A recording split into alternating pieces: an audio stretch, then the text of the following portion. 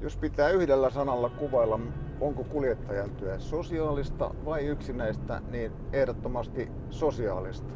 Asiakas saattaa olla oikeasti kyydissä sen takia, että hän haluaa jutella ihmisen kanssa.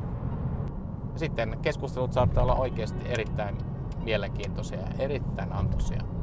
Et siitä tulee itsekin hyvälle mieleen. Parasta mun työssä Että sä niin kun opit olemaan tekemisissä ihmisten kanssa, erilaisten ihmisten kanssa.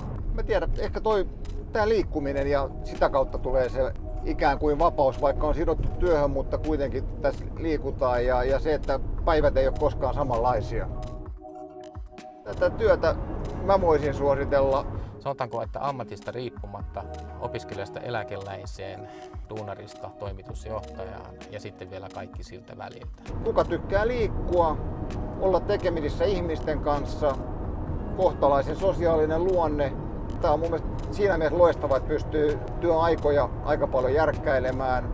Kalustohan meillä on erittäin hyvä ja sehän, jos mikä, luo kuljettajalle sitä työssä viihtymistä, koska Mutta kun sä istut autossa 10-12 tuntia, niin sen työvälineen pitää olla hyvä. Että mä luulen, että tämä on Kovasen yksi tavaramerkki kuitenkin.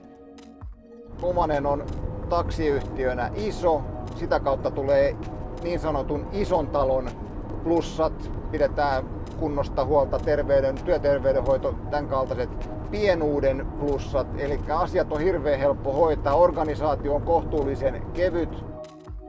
Mun työpäivä lyhykäisyydessään, jos puhutaan yleisellä tasolla, niin meidän päivystys jakaa meille ajotilauksia. Päivä päättyy siihen, että ajetaan takaisin bussihallille, tankataan auto, pestään ja auto teetetään siistiin kuntoon. Kesäistä aamuyötä ei voita mikään, se on makea hetki.